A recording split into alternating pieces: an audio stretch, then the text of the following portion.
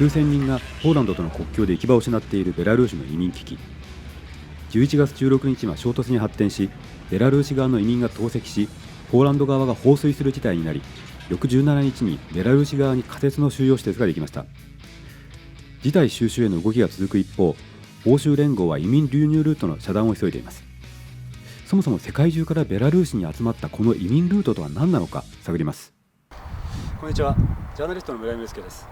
私は今ポーランド東部のビアリストクという町にいます。どうやってイラクやシリア、アフガニスタン、イエメン、カメルーンといった世界各地からベラルーシに来ているのか、私がこれまで森で出会った移民たちの証言から探ってみたいと思います。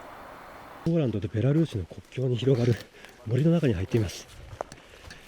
ナウレカという町からおよそ10分行ったところにシリア人3人が救助を求めているという情報が地元ボランティアのところに入りまして、先に現場に着いたボランティアから GPS の情報を送ってもらって、今メディア関係者がおよそ10人ちょっと、固まってその現場に向かっているところです。すごく背の高い、20メートルか30メートルぐらいはある、細い木々の中を今歩いてまして、紅葉の季節なので葉っぱがすごく地面に詰まっている状態です。で、ふかふかした地面になっています。で、声が聞こえます。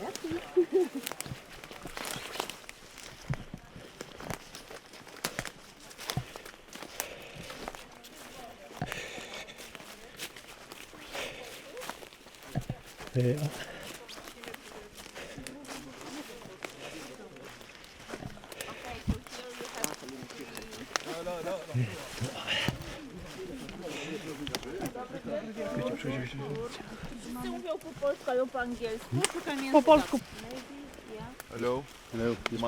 My name is Sayer Rizk. I am from Syria. This Karam Maida from Syria. and this Bitar Kadar from Syria. We have 7 days in forest. Belarus border guard is beat us, beat me on my chest. My chest, I think, is broken. Me, my leg, in my eyes, Yes, it's my eyes. in my leg. We have a bad story, bro. That's the reason why you're asking the asylum here? Yes, we need ask asylum in Poland. Please, we search for a peace, a life. We don't just life. I need go out from the forest. I don't go back to Belarus. Police border Belarus beat us 3 times, and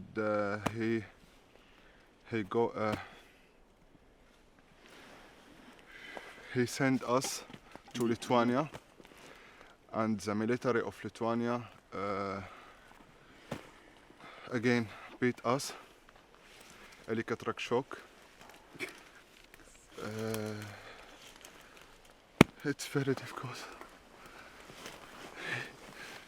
Electric shock in mouse, bro. Yeah, you can tell that they put what is inside. Put the Here electric shock in mouse. I am in my leg. It's very, very difficult, man. It's very bad, man.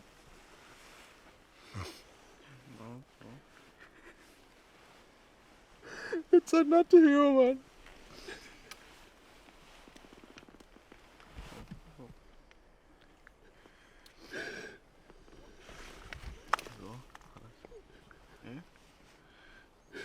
We not.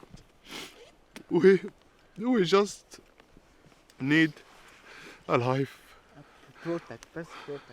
Protect us, please. We go out from my country because the war. It's very bad, bro. It's very bad. How did you get to Belarus from Syria? Yes, from Syria. How did you get to Belarus? Visa. Visa. Visa, I mean, By airplane? From Yes, Damascus? yes. From Damascus, I get from airport Damascus to airport Minsk.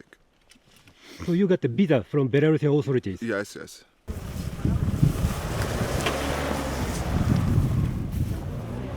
森の中でやっぱりブリーフィングをするようですというかしているようです。今ちょっと私は遅れて今に入っていきます。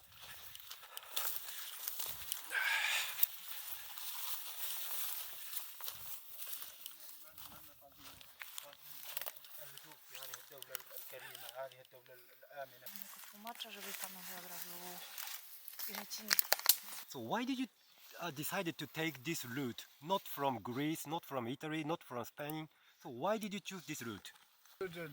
يعني لا يوجد طريق يعني آمن كنا They were afraid of the Mediterranean route. It's not safe. Belarus was the only safe route right now. In Libya there are militias who kill migrants, and they were afraid of the sea route. Yeah, through a travel agency in Damascus and in Beirut. And how does they hear about the thing? From the internet, for social networks. Now you can find a lot of such agencies in internet, like providing such services to Middle East. Any of the documents that they received for the journey? Alla passport. The visa is in the passport. Oh, okay. Right. It's stamped, like, okay. So that visa cost is included in the $2,190 which they paid. Yes. What's the question? I just like to know what for that money is. Visa and The visa and the plane ticket. And to get a visa to Schengen, you have to have a full-time job. And he got to know that Russia gives visas very, very easily. A man from Afghanistan told him that, okay, if you want to see them, the easiest way now is to choose this eastern route. Eastern route. This way from Russia to Belarus and then to Poland. Dohuk, Istanbul, Minsk. Yes, to Istanbul by car and from Istanbul by Turkish Airlines. I guess. Do you want me And to you ask? said they've tried a couple of times to cross the border, right? So They were pushed back 8 times. 8 times. 8 times. ベラルーシ経由で EU を目指す移民難民が集まる Facebook のグループのやり取りをシリア難民の男性に見せてもらいました。Yeah, this is one of the one of the companies that works to get the visas from Belarus for the people, and they telling them to contact this number to if they want. It costs like $1,300 $1,300 without the ticket. Yeah, exactly. And And here another $1,300 is for visa. for the visa, yeah, For the visa, for the visa and the insurance and the invitation, because you need all of that document to Belarus. Invitation from Belarus. That is included in that offer. Yeah, and insurance for 2 weeks, 1 week of hotel as well. Here another company as well. That's from only Iraq, I think, and this is from Syria, Lebanon, and Iraq and Yemen. And look, the number here, that's the problem. The number here you contact, I think this is a fake number. It's an American number. There's programs that makes those numbers. They will be fake.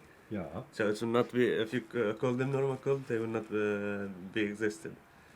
So why do they put the fake number? So to not be to be insured, so they don't have any problem. Yeah, but If what you- is the merit for those who post this? The problem is they Message. might be in Europe, for example. Uh-huh. If they get catch in Europe, they will be arrested.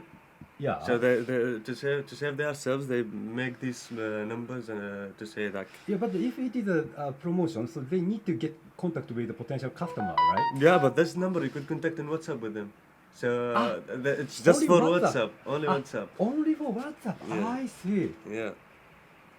For example, these people here, they asking for a car from Belarus to Germany. But this is the group saying.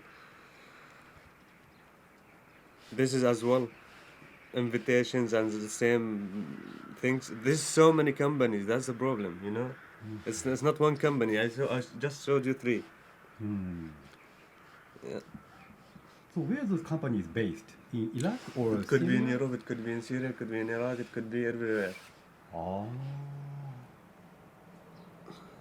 Another one. Mm-hmm. This is $1,500 $1,500 from Iraq. Yeah, this costs For $1,500 visa. For a visa. This is as well the name of a company that do travel into Belarus. This is the number of them. I think this Turkish. This is a Turkish number. Yeah. So how much is the visa for Belarus in average? So advertisement I would say says an average $1,500. $1,500 US dollars. Yes, US dollars. Including insurance and invitation. And the hotel without the Hotel? tickets. Yeah, a hotel for 1 week. Hotel for 1 week. Yeah. So they only need to buy air ticket. A after ticket, that. yeah, but I mean the ticket alone could be 1,500, another 1,500. So I see. That much. yeah, it will cost apparently 3,000 to 4,000 completely to arrive to Belarus. Altogether, I see. Altogether, yeah. A lot of times I ask the refugees what is the answer, and contrary to what is believed, oftentimes the journey is not facilitated by the Belarusian regime. What the Belarusian regime does is it opened the possibility to come to the country. They opened the possibility to buy very expensive so-called tourist visa that costs something like $1,200, and they come simply by plane from Erbil in Kurdistan, from Beirut in Lebanon, through Dubai, and often through Istanbul indeed. And then they embark on a journey from Minsk to the forest of Belarus. They are not helped and aided, according to her statements, by the Belarusian authorities on their way. ベラルーシ側は移民難民を意図的に集めているとの指摘を否定しています。大統領府によると、ルカシェンコ大統領は16日の政府の会議の席上で、世界中から難民を集めてなどいない、他の国々が知っているのと全く同じように、合法的にベラルーシに来る人の入国を認めているだけだと発言しました。いろんな情報が出回ってるんですけれども、私自身の取材ということでいうと、ベラルーシ当局が直接的あるいは間接的に関与していることを、示唆するような情報というのは手元にはありません。ただEU がベラルーシに制裁を科した6月ぐらいから、ベラルーシ行きのビザは$1,300あるいは$1,500手配しますというような広告がSNS 上でかなり広範囲に出回ってまして、今でもたくさんあるんですけれども、で一方でその移民をする側からすると、ボートで地中海を越えるよりは歩いて森を越える方が安全そうだというようなイメージもあって、注目が高まっていったということは言えると思います。でそうした移民を希望する人とビザを発給するベラルーシ当局の間に、旅行代理店というのかブローカーと言った方がいいのかもしれませんけれども、素性のわからない人たちが介在することによって、ベラルーシ当局の動きが見づらいものになっているという点もあるかもしれません。なぜベラルーシのビザがこのタイミングで取りやすくなったのか、そしてそれを斡旋する人たちの活動が活発化したのか、そのあたりはよくわからないことが多くて、引き続き取材を進めていきたいと思います。で EU 側はこの流入ルートの遮断を急いでいます。We agreed to an adoption, a new package. It would be the 5th one.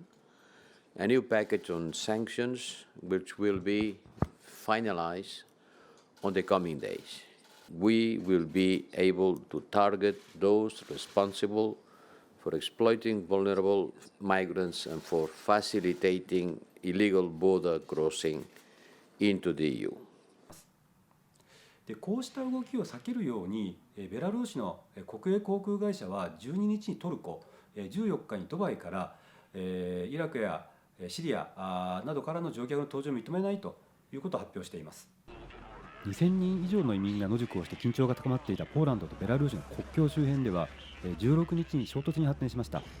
ベラルーシ側の移民が投石をして、ポーランド側が放水する事態になって、17日にはベラルーシ側に仮設の収容施設ができて、ベラルーシ国営通信によると約1000人が収容されています。事態収束に向けた動きというのも出てきています。転機になったというふうに見られるのが、ルカシェンコ氏が11日に欧州の制裁への報復としてロシアからベラルーシを通ってヨーロッパに供給されている天然ガスの供給停止を示唆した発言です。でそのガスの供給が重要な国庫収入になっているロシアが合意されていないと火消しに走って、でベラルーシの大統領府によると、その後15日にルカシェンコ氏が移民を飛行機で帰国させる用意があると表明しました。でドイツのミュンヘンが移民を受け入れる意向を示していることにも触れて、ベラルーシの国営航空会社が送り届けることもできるというふうにも言ってまして、でメルケル首相と電話会談をしたりもしてますので、事態収束に向けた調整が行われている可能性があります。ただルカシェンコ氏は一方で、移民は帰るところがないから帰りたくないんだとも発言してまして、実際の収束にはまだ曲折も予想されます。最後までご視聴ありがとうございました。チャンネル登録、いいね、ご意見ご質問ぜひいただければと思います。それじゃまた現場行ってきます。